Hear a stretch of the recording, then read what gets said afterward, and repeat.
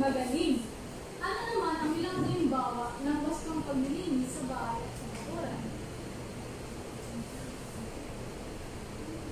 Yes, teacher Pagwawalis. Very good. Ano pa?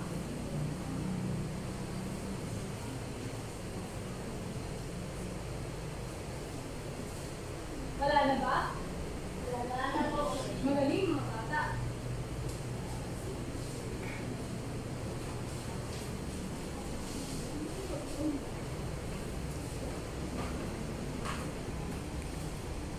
Ngayon, may papakita akong mga imahe at ilalarawan niyo kung ano ang mga ito. Naiintindihan ba mga bata? Opo, teacher. Sa mga larawang ito, ano ang mapapansin niyo? Malaki. Mga basura. Magaling. Even po, teacher. Excuse me. Itong mga larawan naman, ano ang mapapansin ninyo? Kasamang paghihiwalay ng mga basura. Magaling. Ang mga basurahan ay organisado at malinis. Ngayon ay magkakaroon tayo ng pangkatang gawain. Familiar ba kayo sa larong hanap salita? Hindi po, teacher. Ngayon, mula kay Angelo at hanggang kay LB ay ang unang pangkat at kay Jimali at kay Lilin ay ang pangalawang pangkat. Bawat pangkat ay pipila dito, isang linya. Pangatlo. Pangatlo.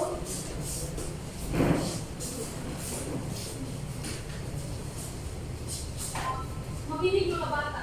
May papakita akong mga larawan at tutukunin niyo ang mga ito sa pamamagitan ng paghahanap ng mga salita sa mga kahon na ilalaan ko sa bawat pangkat.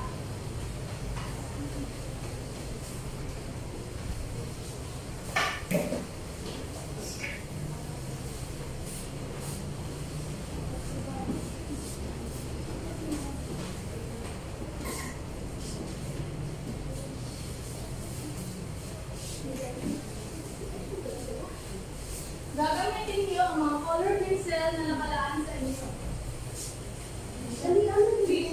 Wait. Linya muna, linya. Malis na linya. Uy! Okay, simulan na natin.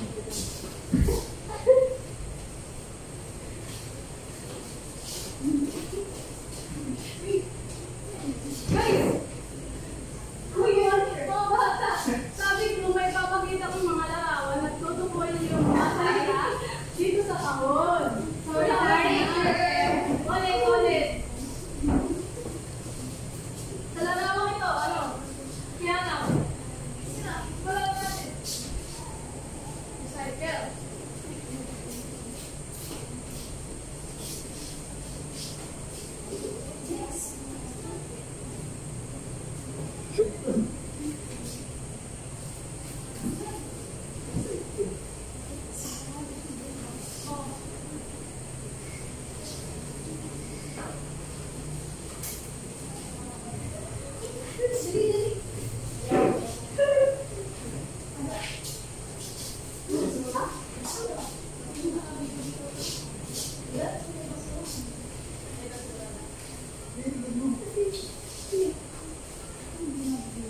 Pangkat ko ako na una. Meron.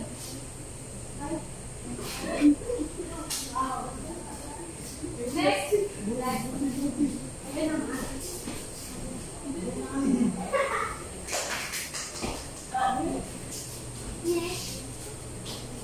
Mali lang po mga bata. Ikaw na.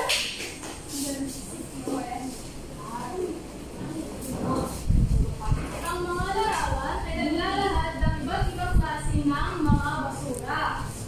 Recycle ay kung paano natin mapapamahalan ng gusto ang ating mga basura. Basurahan, nabubulok na basura, di nabubulok na basura, at nare-recyclo.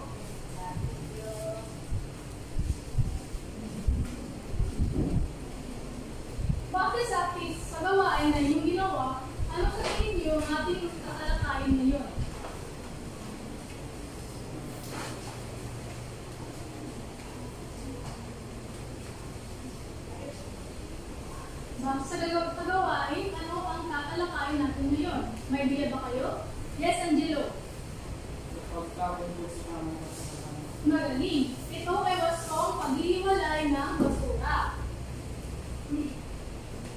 Sa tingin ninyo, bakit kailangan natin malaman ang wastong paghihiwalay ng basura? May idea ba kayo? Di mali. Para po dito mapanatili malinis at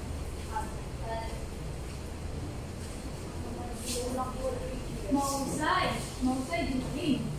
Kailangan natin pag-aralan ang wastong paghihiwalay ng basura sa ating bahay upang mapanatili ang kalinisan sa ating bahay. At lagi natin tatandaan na ang buhay ay isang napakaganda at napakahalagang regalo mula sa ating Panginoon. Kaya kailangan mag-iingat tayo at maging responsable sa ating mga basura.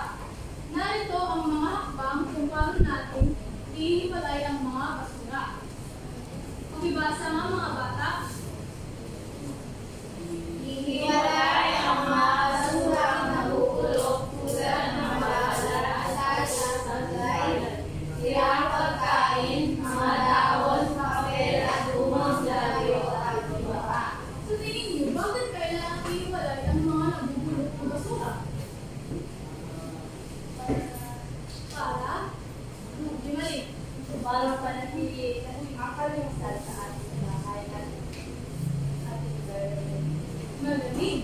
Para mapanatili ang kalinisan sa ating bahay. Maliban sa mga larawan na makikita ninyo, ano pa kaya ang mga basura na maaaring mabulok? May idea ba kayo?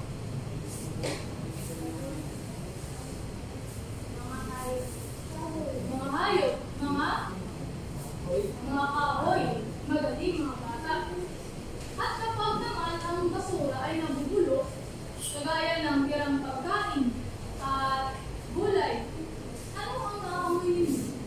Mabaho. Kasi nga, ang nabubulok na basura ay lumalabas ng mabawang amoy na maaaring magdulot ng pagkalat ng sakit dahil sa mga mikrobyo at isdi na maaaring gumamit ito. Kaya makakatulong ang wastong paghihiwalay ng mga nabubulok upang makaiwas tayo sa mga sakit. Pangalawa, pakibasahan dito. Hinihiwalay din ang mga basurang hindi nabubulok tulad ng mga basag na bote at pinipiligan, baso, sanang bagay, at pinanggana, lata ng gatas at pilata. Lumang gulong, sirang sapatos at kulit na mga damit at sanang mga sangkapan sa mga. Tama. Kailangan din natin ihiwalay ang mga basurang hindi nabubulok. Bakit kaya? Mga bata? Para hindi makasugat. Magaling, Eugene.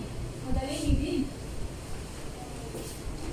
Mahalaga ang pag-iwalay ng mga hindi nabubulok, kagaya ng basag na plato at bote.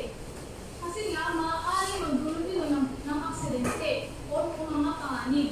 At di ba, mga bata, ang mga plastic, madali lang masunog. Nakakita na ba kayo ng mga sunog? Oo, teacher. Ito rin ay isa sa mga magdulot kung hindi natin maiiwalay ng kaso ang ating mga basura sa bahay. Pangatlo naman, Regine. Lipunin din ang mga basura magagamit sa muli katulad ng mga plastic na mineral water, sirang upuan at mesa, lata ng gatas, sirang kayaw at lumang bulok, mga kasangkapang di kuryente, sa gamitan sa kusina, sako ng bigas at marami pa iba. Tama. Kinakailangan din kunin ng mga basura ang mga gamit pang muli sa ating bahay. Sa inyong bahay, mga bata, ano ang mga basura na makikita nyo na maaari pang magamit muli? Silang tagalan. Bote. Diba, class? Alam niyo mga bata, ang pag-iipon din ng mga basura, mga gamit pang muli, ay nakakatipid din sa tira. At kung meron naman tayong mga kasangkapan na pwede pang maayos, ay pwede natin itong maikukunin ng kahit na kunti at maiayos pa. At nakakaiwas din ito sa polusyon sa tubig at sa lupa. Nakakatulong tayo upang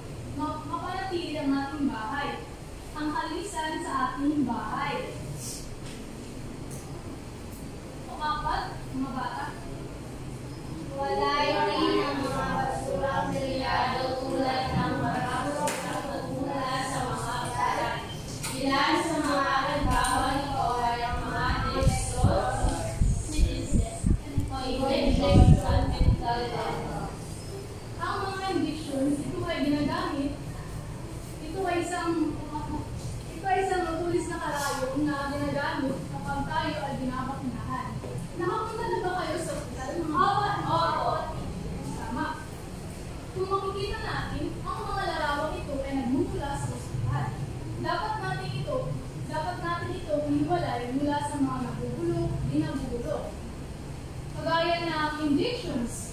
Ito ay matulis na karayom. At makakatulong din tayo sa pamamagitan ng pag-iwalay at pagsisegregate para makaiwas sa aksidente or sa panganib na para sa mga taong kumukolekta ng ating mga basura sa bahay. At ang mga basurang ito ay hindi nadidecompose sa lupa or hindi natutunaw. Maaari rin itong manatili sa daan-daang taon. Naiintindihan ba mga bata? Kapag tayo ay sumusunod sa wastong pag-iiwalay ng basura, tayo din ay maging isang responsable na kapwa or responsable na mag-aaral. At madadala rin natin ito sa ating paaralan at makakaturo pa tayo, tuturuan pa natin ng ating doktor mag-aaral kung paano ang pag-iwalay ng mga basura sa bahay. At bilang sa bahay, pati na rin sa paaralan. Naiintindihan ba mga bata? Opo, teacher.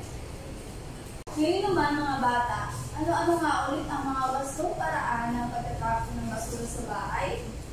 LB? Teacher, wala ang basura na bibili. Okay, very good. Sino pa? Okay, Jumali? Iwalay ang mga basura hindi na bibili. Okay, very good. Bridget? Ihiwalay ang mga basura ang gagaling sa ospital. Okay, very good. Sino pang susunod? Okay, LB? Lipunin ang mga basura na re-recycle. Okay, very good. Ngayon naman mga bata, magkakaroon tayo ng bula-bulaan. Alam niyo ba kung ano ang bula-bulaan? Class? Opo. Okay, very good. Magkakaroon tayo ng gawain. So, Angelo and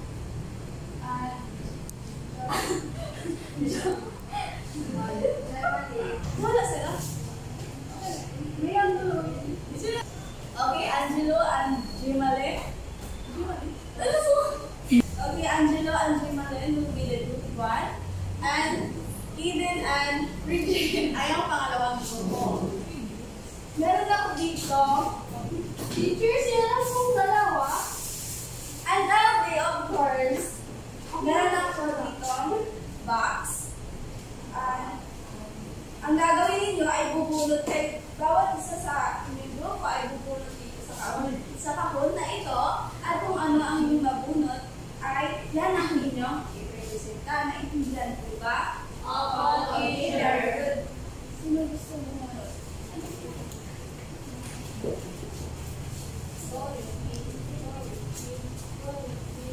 Okay, ang unang grupo, ang basa ko.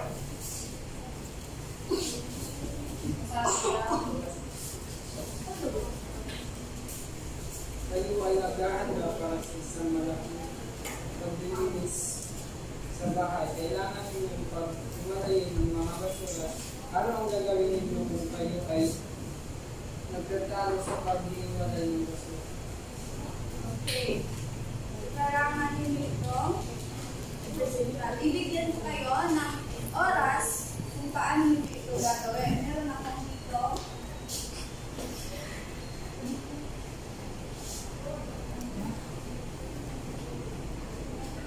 So I have here, basurahan.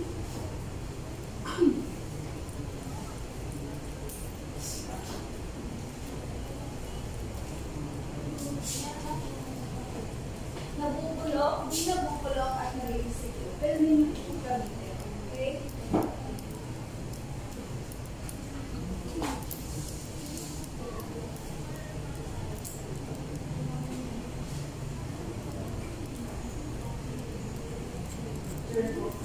Pwede mo kalitan.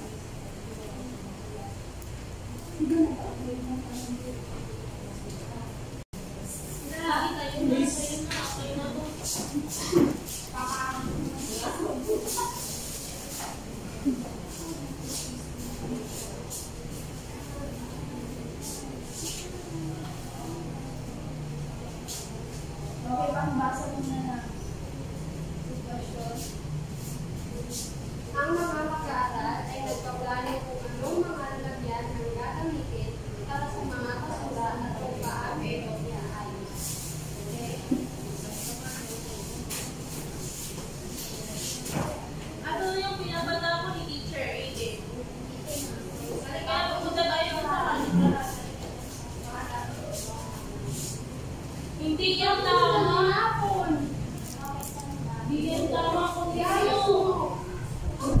yung sumuwi. Saan niya ilalagay?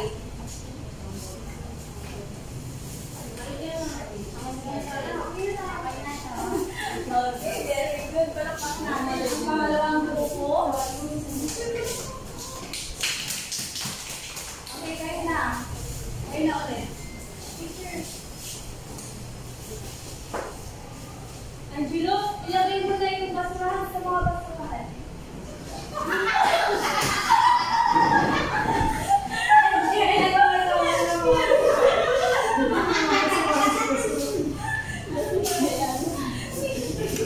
Ilagay mo na mga basurahan sa basurahan.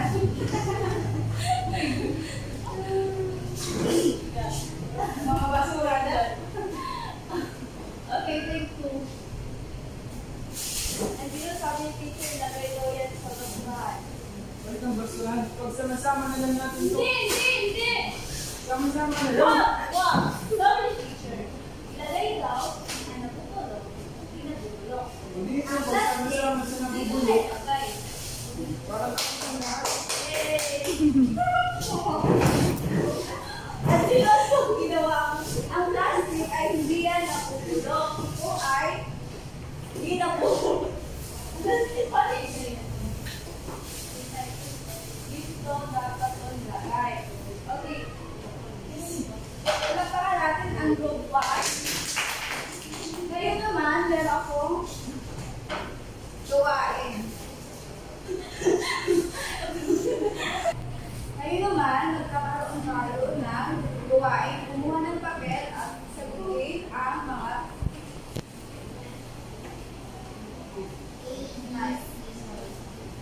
Okay, so panuto. Paghiwa-hiwalayin ang mga pangalan ng basura na nasa loob ng kahon at ilagay ito sa basurahan kung saan ito nararapat na itapon o kung magagamit pa ba ito muli. Okay, naintindihan po ba? Oo, teacher. Okay, magsimula na kayo. Tapos na ba mga bata? Oo, teacher. Okay, pagpasa ng papel sa harapan.